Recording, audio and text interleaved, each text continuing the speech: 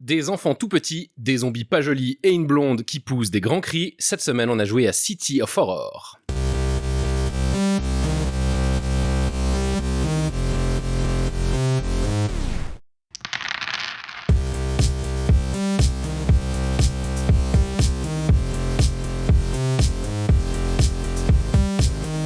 Bonjour, bonsoir et bienvenue dans Le Dos de la Boîte, l'émission qui parle des jeux de société en s'intéressant aux univers qu'ils proposent. Cette semaine, nous avons joué à City of Horror de Nicolas Normandon, sorti en 2012 chez Repos Productions.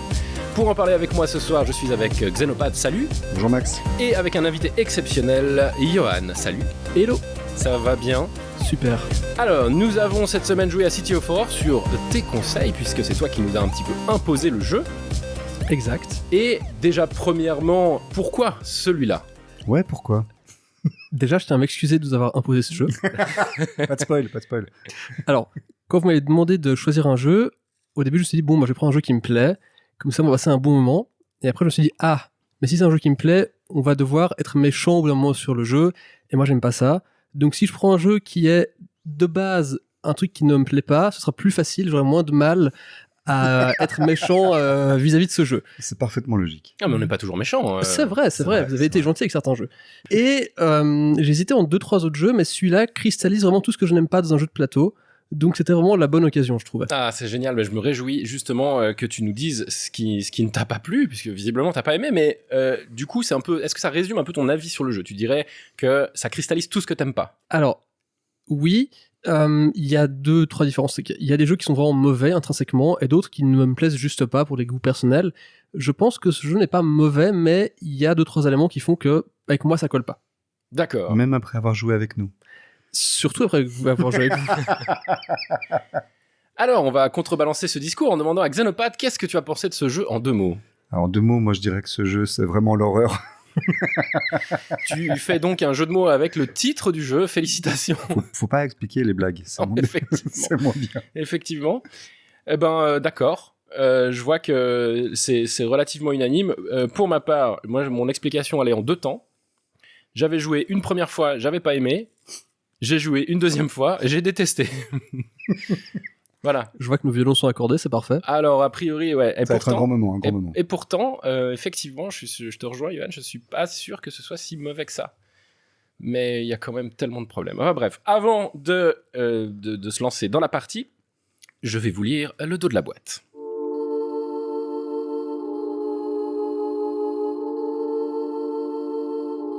Règle de base en cas d'invasion de zombies. 1. Avoir des amis, mais ne jamais leur faire confiance. 2. Inciter au partage, mais toujours choisir en premier. 3. En cas d'attaque de zombies, utiliser un shotgun. 4. Face à la horde, courir plus vite que les autres. Dans City of Horror, vous incarnez les derniers survivants d'une ville attaquée par une horde de zombies. Organisez-vous, partagez les armes, mais surtout, soyez prêts à tout pour survivre. City of Horror est un jeu de survie et de négociation pour 3 à 6 joueurs à partir de 14 ans.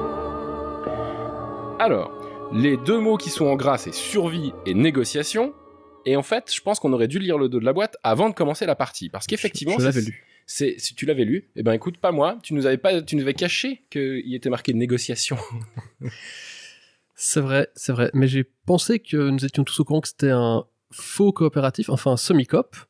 Et du reste, nous avons eu cette discussion pendant la partie. Est-ce que c'est un semi-coop ou non? Et Xenopad t'avait très bien répondu à la question. J'avais dit quoi? T'avais dit, mais il n'y a pas de coopération. Voilà. Et on va se défoncer la gueule jusqu'à ce que... Moi, je comprends pas le semi, parce qu'il n'y a pas du tout de coopération. Tu l'as dit, coopération, tu comprends pas non plus. Non, c'est vrai. Mais, n'empêche que c'est pas un semi-coop, parce qu'il y a même pas, on fait pas semblant, on se tire dans les pattes jusqu'à ce qu'il y ait plus beaucoup de survivants. Il y a pas Le but, c'est que tu coopères pendant les 2 premiers tours, parce que sinon tout le monde crève, et puis à partir du 3e, tu commences à planter les couteaux dans le dos, et t'essaies de faire chier le monde. Mais t'es censé coopérer au début, je pense. Ah ouais, j'ai pas fait ça, je crois. Ouais, on a vu. Je crois que personne n'a fait ça. Si. Alors, avant même de parler des mécanismes un peu plus en avant, dans la boîte, alors pour une fois, c'est vous qui avez ouvert la boîte, moi je suis arrivé après. Exact. Ouais, c'était la révolte. Est-ce que c'était la révolte? Ça y est, la mutinerie a commencé. Je me souvenais plus tellement du matériel. J'ai trouvé que c'était excessivement compliqué pour ce que c'était. Donc c'est un plateau qui est en 9 parties, je crois. Qui certaines sont recto verso, d'autres non. Il y a une découpe bizarre des pièces. je pense que c'était vraiment excessivement compliqué pour pas grand-chose et qu'ils auraient pu faire beaucoup plus simple et beaucoup plus efficace parce que là, on a passé pas beaucoup de temps, mais un petit peu à se dire attends, mais qu'est-ce qui va où, pourquoi, comment, dans quel but. C'était beaucoup de choses pour pas grand-chose.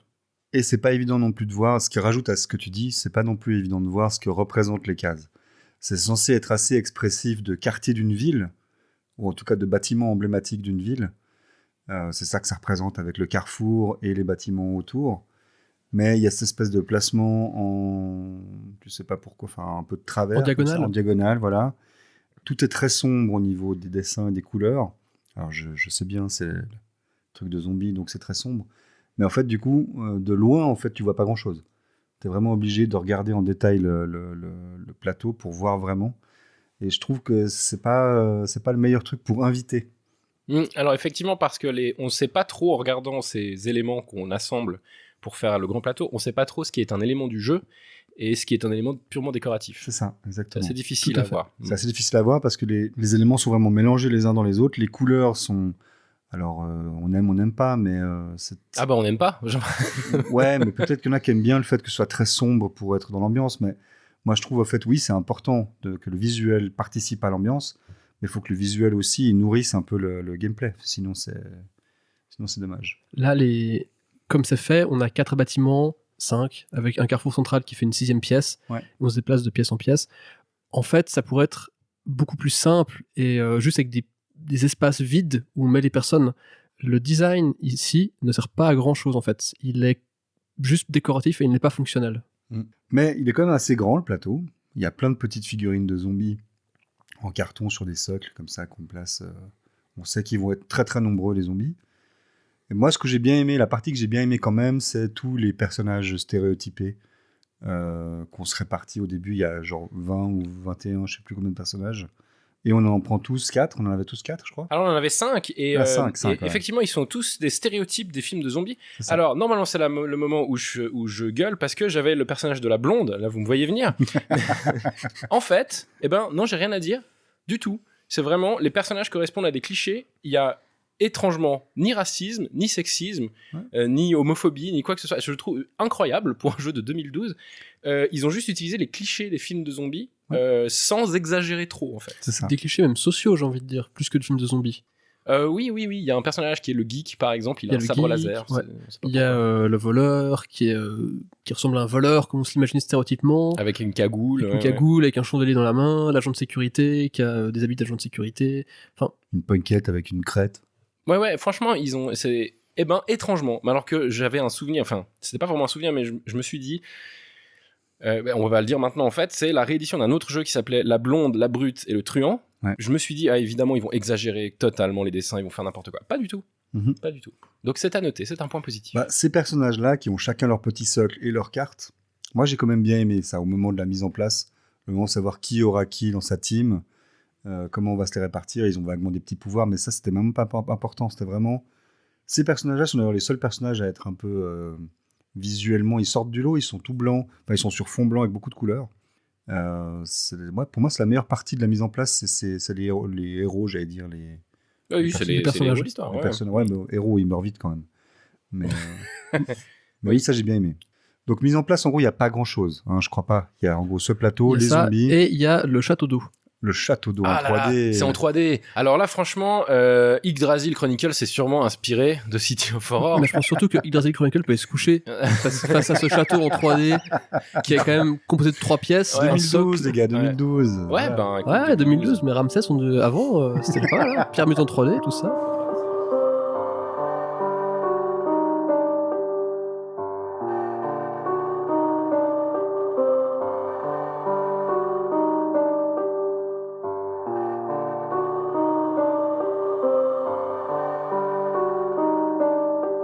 Le jeu, c'est très simple, ça se joue en 4 tours, ça dure 4 heures dans l'histoire, avant que l'hélicoptère vienne nous récupérer.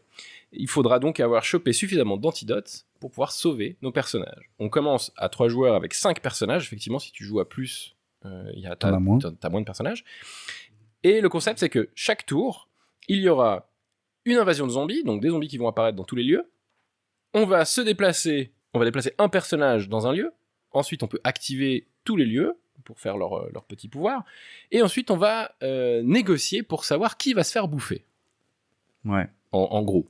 Alors, c'est là où on parle de la partie de négociation. Alors, justement, j'ai bien utilisé le mot négocier parce qu'il n'y a pas vraiment de négociation, en fait. Non, il n'y en a pas du tout. C'est pas de Alors, la négociation. Ça C'est la dépend. négociation de la canonnière.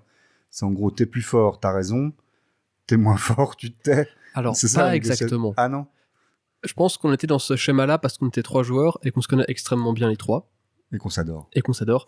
Et donc, Ouais, bah, plus et on a depuis une le jeu, hein. et on a certaines expériences dans les jeux en multi de négociation, comme par exemple le Trône de Fer qu'on a en mêlée, où on a beaucoup fait ce genre de choses. Et on est conscient du principe d'équilibre où faut essayer de couler la personne qui est le plus haut. Et c'est ce qu'on a quand même passivement tenté de faire au fur et à mesure. On a dit, ah regarde, Max a 4 persos, on n'a que 3, bah, du coup on va se mettre ensemble pour faire baisser Max de 1 perso. Pour, Sauf qu'au début, Max m'a tué, c'était gratuit. Non, oui, alors, parce qu'il y a bien un coup de feu au début. et puis, en plus, je savais pas. J'ai pas- Comment tu savais pas que j'ai pas- j'allais, j'ai tu savais pas pas que fait j'allais exprès. mourir? Écoute, j'étais C'est un accident, et elle est tombée Exactement, on était en haut du château d'eau. Oui. Et, au glissant. voilà, ça Et glisse. voilà. Et puis tu faisais du skateboard en plus, je crois, avec ton personnage. Bah, sur un château d'eau, c'est assez cool de faire du skateboard. Oh, mais c'est assez dangereux aussi. Donc après, on tombe et boum, on se fait bouffer. Non, mais Et t'aurais pas voulu sacrifier une personne âgée non plus. En Si, plus- si, j'étais prêt. en j'étais plus, moi, prêt. je jouais le personnage qui était le grand-père, là. Et Ouais, voilà, ouais, je me Écoute souviens. les seniors. qui ne sert à rien. Alors, effectivement, il y a un truc très... alors, je comprends l'idée de l'économie des cartes. On a donc des cartes. On n'en piochera quasiment pas de la partie. Il faut se Un petit peu, mais ouais. Vraiment très très peu. Ouais. Et il faut se débrouiller avec ça pour pouvoir tuer les zombies ou faire des pouvoirs. Déjà, premier point très négatif selon moi, les cartes, il y en a qui servent énormément et d'autres qui servent absolument à rien du tout. Elles servent un petit peu dans le sens où elles peuvent servir de coup. La carte elle-même peut servir de coup pour d'autres effets. Pour Oh. activer les lieux, tu dis. Donc Tout c'est à pas, fait. c'est pas très grave pour moi s'il y a des cartes nulles, puisque tu peux toujours les utiliser d'une autre manière. En gros, Mais par contre, c'est pas très équilibré, c'est vrai. quand on est sur un lieu, on a le choix entre faire l'action du lieu, qui nécessite souvent une carte, ou faire l'action de son personnage. Et du coup, il rapportera moins de points, mais il va faire quelque chose. Et pour faire quelque chose, des fois, il a besoin de défausser une carte. Ou alors, on peut encore jouer une carte qui a un effet propre. Et donc, les cartes qui ne servent à rien servent de monnaie pour faire les C'est ça. Mais là où je te rejoins, c'est que tu peux avoir un joueur qui chope toutes les cartes cool, qui va cartonner, et l'autre qui chope que des cartes, en gros, qui servent de monnaie. Voilà, c'est ça, c'est moi ça. Ouais. Ouais, moi je chope que les cartes de merde. Voilà. Ouais, tout à fait. Et choper les... attends, on raconte la fin ou pas? Parce que... Non, mais on peut. Alors, on peut. Non, on le racontera à la fin. Ah, ok, On il me racontera semblait, la- il me semblait. On racontera la Parce fin que- plus tard. C'est vrai que ça, c'est dommage. Les cartes elles sont très déséquilibrées les unes par rapport aux autres. Ça, c'est un peu chiant parce que quand tu pioches, t'as aucun moyen de savoir ce que tu vas piocher. Il aurait Ben, fallu ouais. une mécanique de tuto, par exemple. Non, mais. Surtout pas. Non, d'enchères. Je sais pas. Oh. Non, mais où la carte pourrait être présente sur le plateau, puis tu dois aller la chercher au milieu des zombies. Bon, alors, je vais contrebalancer ce discours parce qu'en fait, dans les règles du jeu, il y a une variante avec un draft des cartes au début. Ah, mais voilà. Ah, on refait une partie alors. La variante Ouais, on rejoue, expert. on arrête cette émission et on rejoue. Non. C'est parti, fin de tournage. C'est pas Merci à possible. vous. C'est pas possible. Non, moi, la dernière fois que j'ai joué, c'était en 2012 et j'espère que la prochaine fois, ce sera en 2034. Mettez dans votre agenda. Tout de suite. Jeannette. Donc à chaque tour, effectivement, des zombies débarquent complètement au hasard. Ceux qui sont sur le château d'eau ou ceux qui ont des pouvoirs permettant de regarder la carte à l'avance savent où ça va tomber. Et donc on déplace qu'un seul personnage. Ce qui est certain, c'est qu'on ne pourra jamais sauver toute son équipe. Ce ne sera pas possible. Ouais. Chaque lieu ne peut contenir qu'un maximum de personnages. Donc là, ça dépend du lieu. Par exemple, l'église, c'est 4 personnages. L'armurerie, c'est 3, je crois. Et il faudra du coup négocier avec les personnes présentes pour savoir qui on poussera à l'extérieur du bâtiment pour se faire manger par les zombies si les zombies sont assez nombreux. Cette règle-là du « les zombies sont assez nombreux », eh ben c'est nul. Vas-y, explique. Alors c'est nul Je suis assez d'accord. parce que il y a un nombre de zombies minimum, d'accord ? Sauf que de toute façon, il est toujours atteint, ce nombre de zombies minimum. Au bout d'un moment dans le jeu, c'est-à-dire au bout du 2e tour, de toute façon, les zombies attaquent tous les lieux, genre sans distinction de toute manière, parce qu'ils sont tellement nombreux que ça changera rien. Alors oui, mais on aurait pu s'en sortir autrement. Il y avait des cartes pour renvoyer les zombies d'un lieu à un autre, et donc on aurait pu faire des packs qui se déplaçaient. Ouais, c'est quand même pas... Elles sont pas si nombreuses que ça, les cartes, et les cartes, on C'est pioche vrai. peu. T'en Puis pioches pas. comme tu les utilises comme monnaie, mais en fait, tu vas des fois te débarrasser d'une carte qui a pas l'air super au début, mais qui, en fait, t'aurais bien aimé avoir à la fin.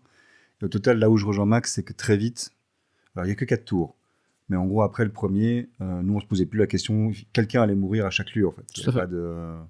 Oui, il y a eu, pas de il y a eu question. 1 à 2 morts par tour. Sur 15 personnages à nous 3, il y a eu 1 ou 2 morts par tour de toute façon. Mhm. De toute façon. Minimum. À la Minimum. fin, il y en a eu encore plus. Ouais. Puis pour moi, le principal défaut, en fait, de cette mécanique, parce que moi, ça me dérange pas, de base, ça me dérange pas, cette mécanique-là. Mais en fait, ça rajoute rien du tout à l'ambiance. Moi, les zombies, ils commencent pas à te bouffer à partir du moment où ils sont suffisamment nombreux. Par exemple, tu vois, on compte les zombies pour savoir qui va mourir, mais tu peux voyager d'un lieu à un autre au milieu de 8 milliards de zombies Pas de problème. sans aucun problème. Exactement, ça change rien, ouais. Ça change rien. Tu peux traverser le carrefour, aller à l'église, monter au château d'eau, alors qu'il y a 3 hordes de zombies sur le tas. Mais dès que tu es au château d'eau, là, ils te bouffent parce qu'ils sont assez nombreux. En fait, c'est parce que ça fonctionne à l'inverse des Velociraptors dans Jurassic Park. Eux, leur vue, elle est basée sur l'immobilité. C'est l'explication la plus débile que j'ai jamais entendue, j'adore. Non, c'est hyper bien. C'est hyper bien. Du moment que tu bouges, c'est bon. Ouais, du moment que tu bouges, c'est ça. Mais du coup, c'est très bizarre parce que tu es obligé d'aller dans un lieu, mais c'est dans les lieux que tu meurs. Mais quand tu bouges, ça va, tu meurs pas. Moi, c'est plus ça qui me sort de l'ambiance du truc plutôt que la mécanique de dire tu vas mourir. Bah, l'ambiance du truc, de toute façon, c'est assez vite vu. Il y en a pas tellement. Le seul truc, Mais heureusement. ce sera la en fait- question qu'on devra se poser à la fin. Parce Ouais, qu'ils ont mais- essayé quand même. mais alors, ils ont peut-être essayé, mais moi, Très, je vais très répondre fort. maintenant déjà. Je vais vous dire, non, l'ambiance, franchement, c'est juste des pions cartons qu'on met à droite, à gauche, et puis c'est un peu tout. Et les jetons flammes. Et il y a des jeux, on les a très très peu utilisés. On n'a pas jeté beaucoup de cocktails Molotov qui permettent, Parce qu'on n'a pas touché. qui en fait, quand on les joue, mettent des marqueurs explosion sur certains bâtiments et donc peuvent détruire les bâtiments. Puis vraiment, mais on est à milieu de ça, on s'en fout quoi. En fait, tu t'en fous, ouais, c'est ça. Ouais, le ouais, truc, je c'est que tu comprends t'en fous. pas Même si vraiment le le bâtiment délire. explose, tu t'en fous. Donc c'est vraiment. Il y avait tout un truc sur le château d'eau peut s'écrouler. Et une fois qu'il s'est écroulé, on n'arrive plus à voir ce qui va se passer par la suite. Ah bah Ah ouais. merde alors. Super. De toute façon, Bon, après le tour 2, le château d'eau, il y avait 8 zombies. Donc c'était. Oui, ouais, ça voilà. servait à Ouais, rien. c'était un lieu. Mais moi, en nul, plus, ouais. je comprenais pas pourquoi on mourait sur le château d'eau. Je veux dire, ils sont en bas. Non, les personnages sont en haut. Oui, justement. Et les zombies zombies sont en bas, les personnages sont en haut. Ouais. C'est peut-être le seul endroit de la ville où. C'est une safe house et t'es tranquille. Quoi. Voilà, où tu vas pas crever, tu vois. Alors peut-être que papy m'a poussé pendant que je faisais un holly, mais tu vois, Alors pas du tout. Papy, qu'est-ce qu'il a fait? Il a attendu sur le côté. il s'est t'as caché. regardé, Non, je et me t'es souviens. tombé. Il s'est T'es caché. Il s'est caché, je me souviens. L'histoire est toujours racontée par les survivants. C'est Donc, vrai. aucun des deux pour le coup.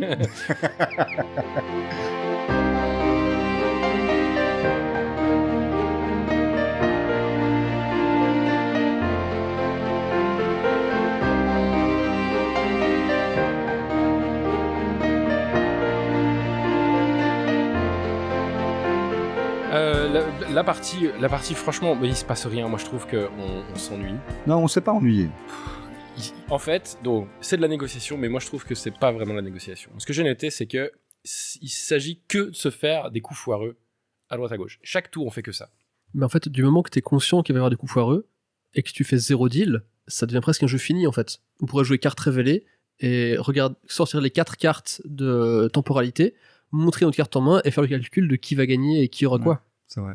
Ouais, bon, il faut un petit peu j'imagine, un peu de suspense. Il faut Mais- le suspense. Mais là, dans un cadre à 3 joueurs qui se connaissent, il y a 0 suspense, il y a 0 surprise. Oui, mais bon, après, c'est censé être dynamique. Ça, c'est dans les points positifs, c'est que c'est censé être rapide, dynamique et tout. Et c'est vrai que comme tu sais pas où les zombies vont attaquer, bah, tu dois choisir, avant de savoir où ils vont arriver, Tout à fait. tu vas choisir vers quel endroit tu vas déplacer ton personnage. Un seul personnage va se déplacer. Mais C'est ça un veut coup de dire du poker. coup que ça, en fait, c'est que ça, c'est que des coups de poker et que de l'aléatoire. Même, tu sais pas où tu vas aller. Mm. Enfin, c'est pas non, c'est pas vrai. Tu sais où tu vas aller, mais tu sais pas Ce qui va s'y trouver. ce qui va s'y trouver et avec qui tu y seras. Et si quelqu'un d'autre y va, en fait, ben, il y a plus et qu'il y a plus de place, Il y a tu te plus de retrouves place, tu te au retrouves centre. au centre. Donc Et au là, tu te centre, fais bouffer. tu te fais bouffer ou pas. À un moment donné, le centre est devenu la zone la plus safe de la ville. Ouais, par un hasard Mon aberrant. garde de Oui, sécurité. mais c'est bien pour dire, c'est à cause du hasard du truc. Donc en fait, c'est totalement aléatoire. Moi, ce que je trouve dommage, quand tu négocies quelque chose, c'est pas mal de connaître les paramètres de ce que tu vas négocier. Là, tu vas négocier en sachant pas du tout ce qui va se passer. Et puis c'est du coup ce qui fait que les gens ont pas envie de négocier. On regarde, ah bah on est plus que toi, ben meurs mec. Et voilà, c'est ça ma négociation. Oui, c'est ça. Alors, la mécanique de négociation, en fait, c'est juste le nombre de personnages qu'on possède dans un lieu donne une voix. Et puis, à un moment donné, on désigne un joueur qui perd un de ses personnages. Et puis, ben, Donc si moi, 4 maximum, moi j'arrive à 2, toi t'es tout seul, Yoann il est tout seul, bah je vais gagner les gars. et hein. c'est toi qui choisis, exactement. Et donc, Ah, en puis fait, non. on doit négocier avec toi. Et puis non, à un moment donné, moi je dis je vais gagner, et puis là il y a une carte qui dit non mec, je vote à ta place, c'est toi qui meurs. Ça c'est pas une négociation non plus. Tu m'as bien niqué, mais je me sens pas genre j'ai négocié trop bien le truc. Effectivement. Donc, du coup, c'est pas un jeu de négociation, le dos de la boîte a menti. Est-ce que c'est, par contre, un jeu de survie? Oui. Bah oui, quand même. Il faut ramener un maximum de persos à la fin. Oui, quand même. Il faut avoir chopé les petits antidotes, parce que chaque personnage encore en vie à la fin, si t'as pas des antidotes, ben il meurt et puis c'est tout. Par rapport au fait de jeux de survie, quand il y a d'autres jeux de survie qui existent, c'est pas le modèle le plus. On en connaît peut-être, toi, Yoann, t'en connais d'autres, mais moi j'en ai joué un ou deux autres. Souvent, c'est des jeux où il faut un peu rassembler pas mal d'éléments, mettre en place quelque chose pour survivre. Là, en gros, à part courir et choper une seringue, t'as rien d'autre à faire pour survivre. Et du coup, pour le côté survie, genre t'es vraiment en train de survivre, non, les personnages représentent plus des points perdus que vraiment je suis trop triste quand le petit garçon ou la petite fille est morte, tu vois. Il n'y a pas d'émotion, quoi. Ah non, il n'y a pas d'émotion, ça c'est sûr. Non. Après, la mécanique de ça va durer que 4 tours et il faut essayer de garder le plus possible de choses pendant ces 4 tours, c'est pas mauvais comme mécanique. C'est vrai. Comparé à d'autres où c'est on doit faire nous venir un hélicoptère pour nous faire escape, ou on doit dans Archipelago, on doit rassembler le plus possible de bois pour pouvoir partir avec le bateau. Là où c'est les joueurs qui vont passer le temps pour pouvoir partir. Je trouve intéressant cette mécanique de tant que ça dure, ben ça dure. C'est vrai. Puis on savait dès le départ que c'était que 4 tours. Ah bah heureusement. À la fin, il y avait combien de survivants d'ailleurs à la fin? Alors, à la fin, moi j'ai deux survivants. T'as 2 survivants. Ouais. T'avais qui, tu te souviens? J'avais la blonde que j'ai. Qui t'a fait gagner. Qui m'a fait gagner puisque j'ai gagné la partie. Parce que en fait, donc la blonde, elle a un défaut. Elle a un défaut, c'est qu'elle crie. Elle est blonde. C'est pas ça son défaut. Son défaut, c'est qu'elle crie. Parce qu'on est dans un jeu qui ne fait pas de clichés. Non. Si, ils ont dit qu'on faisait des clichés dès le départ. Non, c'est que des clichés. Et en fait, donc, quel que soit le lieu où elle se trouve, après le mouvement des personnages, elle attire un zombie vers elle. Mais elle a un avantage aussi quand même. Elle vaut 5 points. Mais son avantage, c'est qu'elle vaut 5 points si elle survit jusque-là. Et en fait, tu peux utiliser son pouvoir qui est j'arrête de crier. Le super pouvoir, tu vois. Spider-Man est jaloux. Et en gros, je me suis dit, ça serait assez drôle si j'arrivais à faire en sorte qu'elle survive jusqu'au bout sans utiliser son pouvoir, juste pour le délire. Je pensais même pas que ça me ferait gagner. Mais c'est vrai que 5 points, c'était quand même pas mal. Donc pour expliquer, tous les personnages ont sont une carte et un jeton en jeu. Et la carte est recto verso, avec d'un côté le nombre de points maximal qu'ils rapportent et un pouvoir. Et une fois qu'ils utilisent leur pouvoir, on retourne la carte et ils valent moins de points et ils n'ont plus le pouvoir. Exactement. Il y a quelques moyens pour les faire revenir de l'autre côté, mais c'est plutôt rare. Sauf la femme enceinte. La femme enceinte, donc son pouvoir, c'est d'accoucher. Et effectivement, une fois qu'elle a accouché... Quand elle veut, c'est elle qui décide. C'est elle qui décide et tu peux pas la faire revenir sur sa face. Ça, j'ai pas bien compris. Ouais, non plus. Ouais, je trouve que c'est un bug du jeu, à mon avis. Mais donc, toi, t'avais la blonde et puis l'autre, c'était qui? La petite fille, non? C'est peut-être la petite fille qui a survécu. Ouais, J'avais le Rastaman qui est mort. On l'a poussé dehors. Vous l'avez poussé Le Rastaman dehors, était... Alors moi, je me souviens de cette scène. Le Rastaman était dans l'église. Alors qu'il était en train de prier. Il était en train de prier et on a voté pour le mettre dehors. C'était moche, mais nécessaire. C'est des choses qui arrivent. C'était immonde. Ouais, c'était l'horreur. Oh, joli. Toi, t'avais qui dans ton équipe, Johan? Qui ont survécu? Ouais, ou même de base. De base, j'avais le geek avec un sabre laser et un peu gros, qui était un petit peu dans les clichés, mais pas trop, ça va. Il est mort vite, lui, non? Lui, il est mort assez vite, ouais, il s'est fait pousser dans les zombies. Il a voulu faire des zombies au sabre laser et ça n'a pas marché. Parce qu'en fait, les sabres laser, ça n'existe pas. Mais les zombies, oui, par contre. Hélas. J'avais la femme enceinte, et le garde de sécurité, le voleur, et le maître sushi japonais, pas du tout cliché. Ah oui, c'est vrai, il y avait ça. Ouais. Et qui a survécu, alors? Bonne question. Mais je crois que le maître sushi japonais, il a survécu. Non, il est mort. Non, lui, je sais qu'il est mort, lui. Le garde, je crois que c'est... Ah, c'est le garde de sécurité. Ouais, ou l'agent du FBI que t'avais, le type qui avait un flingue. Non, il est mort au milieu. Ah, il est mort au milieu. Il est mort au milieu. Non, mais je crois que c'est la femme enceinte qui a survécu. Ah, oui. Mais elle avait accouché. Elle avait accouché pour avoir 2 voix pour foutre dehors quelqu'un, ouais. Oui, parce que le bébé, au moins une oeil, il a une voix, tu vois. Le bébé, il vote, bien sûr, comme tout le monde. Non, mais c'est peut-être pour dire qu'on ne tue pas les femmes enceintes. Ah, c'est une métaphore. Ouais, c'est peut-être pour ça. Oh. Moi, j'avais une équipe à thème. J'avais un homme d'affaires, un curé et 3 enfants. Sacré business. Ouais. Alors bon, non, il y avait un enfant, une ado et une punkette qui avait l'air jeune aussi. Et au début, on s'est réfugié dans l'église parce qu'on pensait qu'on était en sécurité. Grave erreur. Mais le danger ne venait pas du prêtre, je tiens à le dire. Le prêtre a utilisé son pouvoir pour protéger les enfants contre tous les stéréotypes qui existent. Tu vois, j'ai entendu vos pensées quand j'ai énoncé mon équipe. Eh bien non. Ouais, c'est le prêtre qui... Il s'est sacrifié. Non, il s'est jeté dans la foule de zombies. Le prêtre a jeté déjà plusieurs personnages avant, quand même. Parce qu'ils étaient méchants envers les enfants. Et son pouvoir, c'est d'empêcher les autres de se déplacer. Donc, en gros, Patrice avait un personnage qui empêche quelqu'un d'autre de faire son tour. Parce que son tour, c'est juste, je me déplace. Hein. Ouais. Donc toi, tu pouvais empêcher quelqu'un de jouer. Mais qu'est-ce que ça t'a fait comme effet d'emmerder le monde comme ça? C'était pas emmerder le monde, c'était Dieu qui parlait Bien sûr. et qui décidait qui allait survivre. Et à un moment donné, ce prêtre qui avait accompli l'œuvre divine, Bien sûr. eh bien, il a fini par être sacrifié lui aussi par les autres mécréants qui l'entouraient. Pour le C'était- bien commun. Pour le bien commun. Mais l'enfant a survécu. Moi, dans mon équipe, malheureusement, il n'y a que l'enfant et son skate qui ont survécu. Parce que le gamin, il peut se cacher, ce qui fait qu'il peut pas être pris dans les votes. Parce que je sentais que vous aviez envie de tuer un enfant.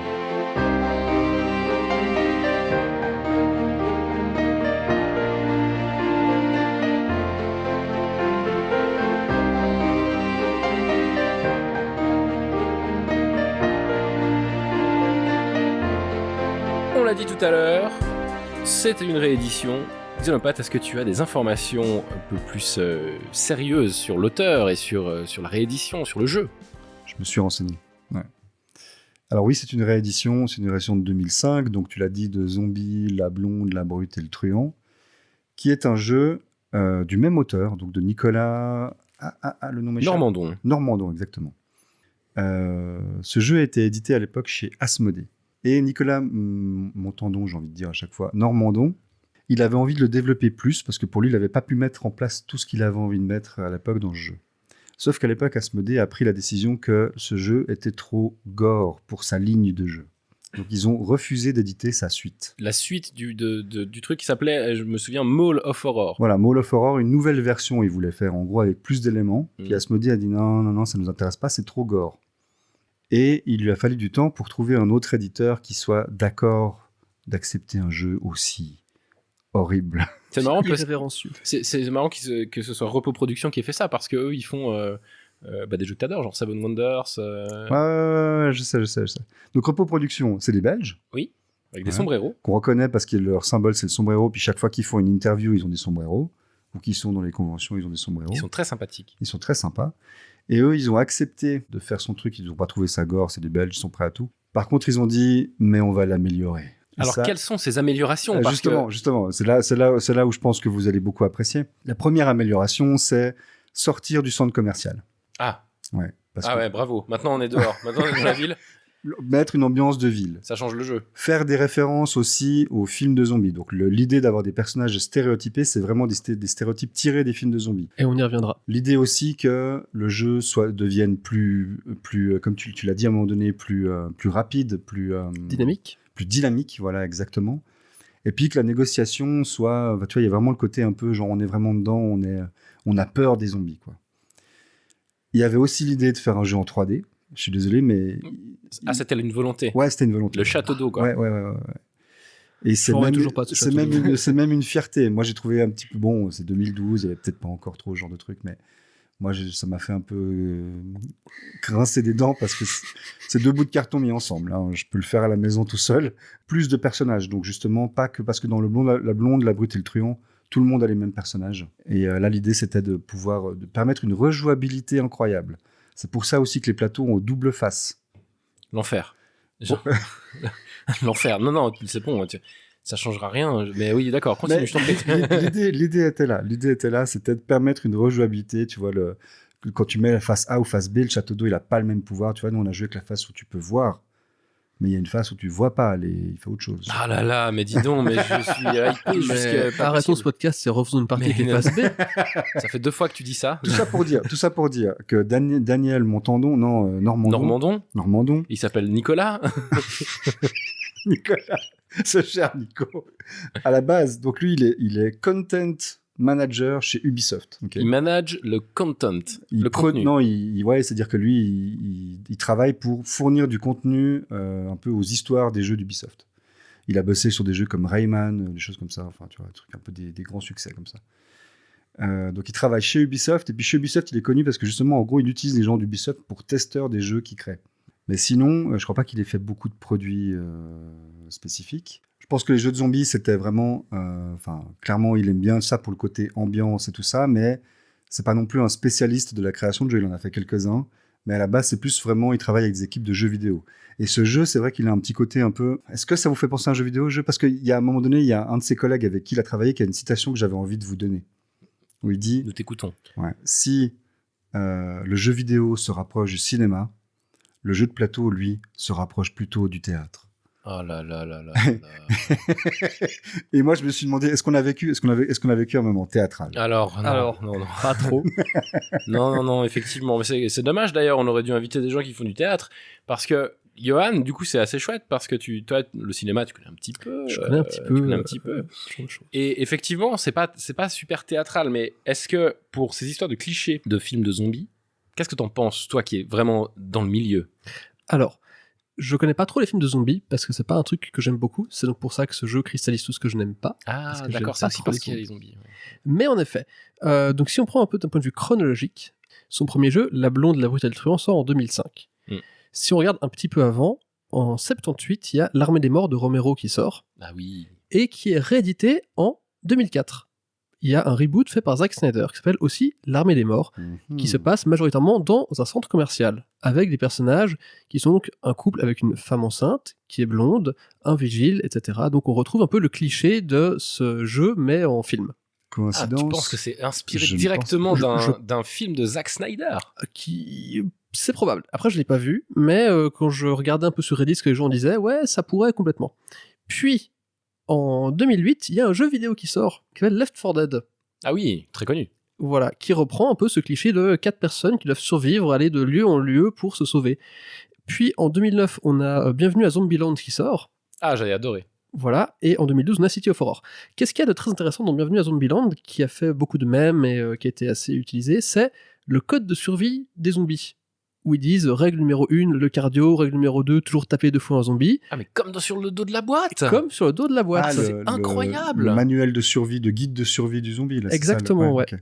Ok. Donc, je pense que ce jeu est soit un hommage, pas un plagiat, mais je pense plutôt un hommage, ouais, à tout cet univers du zombie, culture pop, etc. C'est ma conclusion, elle est là en fait. C'est dommage que ce soit mauvais parce que en fait tout ce qui est autour est super. Complètement. Les intentions sont très bonnes, les clins d'œil sont très bons. Bon, le jeu est un peu sombre en termes de couleurs, etc. Mais c'est dommage que le mécanisme soit vraiment aussi plat en fait. Oui. Le mécanisme est un peu plat. Moi, je dis au niveau du visuel aussi, pour moi, le visuel, il me prend pas dedans. Vraiment pas. On a parlé des couleurs, tu vois, parce qu'elles étaient trop fade. trop fades. Les zombies, on les voit pas. C'est du noir. C'est des silhouettes noires. C'est du silhouette noire sur fond gris ou l'inverse. Enfin, je veux dire, ça sert à C'est du rien. noir sur du fond noir. Ouais, enfin, tu vois, on les voit pas, ça fait pas peur. Enfin, c'est juste des figurines qu'on accumule, on les jette, même des fois, on s'en fout. Mm. Il y a que les personnages qui ont une bonne tête. Les dessins sont cool, mais il faut vraiment les regarder à la loupe pour voir à quel point ils sont cool. Donc, il y a pas du tout une ambiance visuelle ni une mécanique qui va faire que. Et donc, pour moi, au niveau de l'ambiance, c'est quand même. Et l'ambiance dans un truc de zombie, c'est quand même ça qui compte, non? T'as envie d'avoir peur dans un truc de zombie. Et complètement. Et pour vite finir sur toute cette histoire de chronologie du zombie, ce jeu était comme un précurseur parce qu'en 2013, il y a Zombicide qui sort. C'est vrai. Ah oui. Et qui, lui, pour le coup, est beaucoup mieux abouti. C'est un autre style. Ouais. C'est un autre style. Ouais. Mais il réussit là où City of Horror échoue beaucoup de choses, je trouve. Ouais, effectivement, parce que là, il y a juste l'idée. Je pense qu'ils voulaient vraiment mettre de la négociation, mais ça n'a pas du tout fonctionné. On se sent pas à la tête d'une équipe de gens Non. à faire survivre, en fait. On se dit juste, ok, en gros, à la fin, j'aurai 1 ou 2 personnages survivants, et j'espère que je serai suffisamment opportuniste pour avoir les bons persos qui survivent à la fin. Par contre, ce qui pourrait être intéressant comme mécanique, enfin, si on devait refaire une partie, ce serait de la jouer en full coop en se disant s'il y a plus de 2 morts, on a tous perdu. Alors, ne nous emballons pas. Ouais, non. Rejouer, faut pas déconner. Hein. Ah, puis full coop, bon, voilà. On peut faire un zombicide si tu veux. C'est full quoi. Mais oui, justement. Ah. Voilà, ça permettrait de. Mais il y a aussi l'idée que si tu veux, pour s'attacher un peu à la survie des personnages, il faut faut avoir un lien avec ces personnages. Mhm. Ça devient important leur survie quand ils sont importants à nos yeux. Là, ces personnages-là, c'est que des numéros. Complètement. Une fois que tu as utilisé leur pouvoir, il peut crever la bouche ouverte dans un caniveau. Il va servir à tanker le perso qui vaut Voilà, quelque chose. Exactement. Et c'est ça qui est dommage, en fait. C'est là où la négociation n'a aucune valeur. C'est que tu n'as rien à négocier. Tu n'as rien du tout à négocier. C'est du vent, en fait. Tu peux donner une carte à un autre joueur. Ah oui, c'est vrai. Ouais, mais Super. on a fait ça à un moment donné? Non. Voilà. Si, quand on était forcé, quand on devait se répartir le butin, il y avait des non-négociations qui étaient je vais aider celui qui est le plus dans la merde. Oui, c'est vrai. C'est vrai, on va aider le troisième qui est en train de perdre au fond, là. Surtout, on va pas donner des points au premier. Ouais, c'est ça.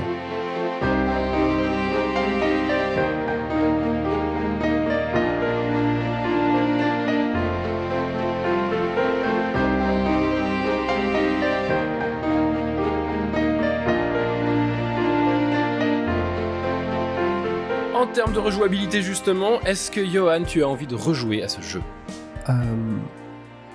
Plutôt pas. Plutôt pas. Peut-être avec plusieurs personnes si on a bu. Ah ouais, Mais comme ça, à froid, je préférerais jouer à n'importe quoi d'autre. d'accord. Bah, Merci de au nous moins avoir c'est ramené clair. ce jeu-là. Xenopath, Non, je vais pas. Il n'y a pas de surprise. Je crois que j'en y avait déjà joué il y a très longtemps. Moi, j'avais joué à plusieurs fois au premier, là, la blonde et tout ça. Mais celui-là, comme on l'a dit, il y a rien qui donne vraiment envie. Par contre, comme on l'a dit, le thème est très cool et puis t'as envie de retrouver un bon jeu de zombies. Mais ce sera pas ça. non, c'est pas celui-là, effectivement. En ce qui me concerne, puisque vous me demandez si chaleureusement mon avis, Et Max ouais. Et toi, Max? Qu'est-ce que Est-ce t'en que penses, tu aimerais Max rejouer à ce jeu? Alors, non, c'est En mort. plus, t'as gagné. Alors- On l'a dit ça que t'avais Alors, gagné. c'est mort, mais on l'a pas dit, effectivement. C'est mort comme les zombies? C'est comme les zombies. Et incroyable, j'ai gagné. Mais non. C'est le 12e épisode aujourd'hui, et c'est le 2e jeu que je gagne. Je crois qu'on l'avait dit, mais ça me fait plaisir de le redire. Mais il y a les jeux coop, tu les as aussi gagnés. C'est vrai. Il y a les jeux coop qu'on a gagnés. Ouais. C'est vrai, tous les. Mais non. Du coup, mon palmarès pour l'instant, c'est L'Île des Chats et City of Horror.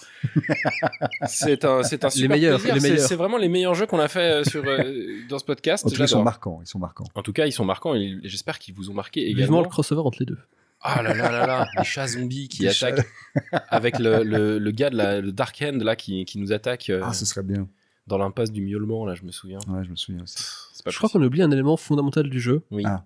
qui est le centre du carrefour à la roue de couleur. Alors, oui, c'est vrai. c'est vrai qu'on peut pas quand même parler de cet élément là. Dis-nous en plus, Johan. Alors, à la base, j'avais choisi ce jeu aussi, car dans mes souvenirs, était injouable pour moi, vu que je suis daltonien, et qu'il y a une roue de couleur au centre qui va définir une certaine chose. Sur cette roue de couleur, il y a 6 couleurs, donc pour moi, il y en a 3, qui rend la chose plus compliquée. Ouais. Et au final, cette roue n'a servi à rien. De toute la partie, on ne l'a pas utilisée, donc je ne sais plus à quoi elle sert. En fait, c'est pour savoir quel joueur se fait manger au centre s'il y en a plusieurs. Mais c'est vrai qu'à 3, ça marche moins bien, parce qu'en fait, on est très peu nombreux au centre. Puisque si on est 6, le nombre de places dans chaque bâtiment, en fait, est toujours le même. Donc si tu as 6 joueurs et qu'il y a les 25 personnages qui sont en jeu, fatalement, il y aura beaucoup plus de monde au centre. Donc c'est juste pour savoir qui est le prochain qui va se faire manger. Ok. Mais ça rejoint l'idée que le choix des couleurs dans le jeu est mauvais. Que ce Complètement. soit pour des gens qui ne voient pas toutes les couleurs, ou même quand tu vois toutes les couleurs, en fait, les contrastes sont nuls. Et ça aurait été tellement simple de faire juste des logos en plus. exactement. En plus, Repos Prod apparemment se vendent de toujours utiliser des logos et jamais de texte. Oui. Ouais, je sais pas Pour si pouvoir justement Être faire vendu des à jeux l'international. multilingues, ouais. Ouais, faire des jeux multilingues, mais en fait. Celui-ci d'ailleurs est en 4 langues différentes. Oui, oui, tout à fait. C'est vrai. Mais c'est un peu des fois, je trouve un peu dommage de vouloir aller trop simple. Enfin, là, un petit peu plus d'élaboration, ça aurait été sympa. La prochaine fois, Johan, avec grand plaisir, tu nous proposeras un autre jeu avec plus de couleurs. Archipelago. On se fera un plaisir de tester ça.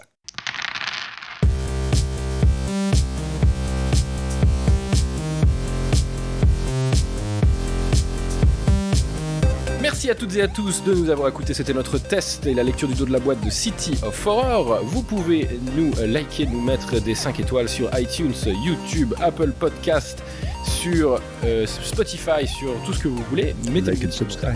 Mettez-nous des commentaires, on adore. Merci Johan d'être venu. Merci à vous pour l'invitation, c'était super. On espère que tu reviendras. Oui, avec grand plaisir pour Twilight Imperium par exemple. Ah, peut-être, ça tease, ça tease. Et on vous dit à la prochaine pour un autre dos de la boîte. Ciao les gars. Ciao Max et Yann, merci. Ciao.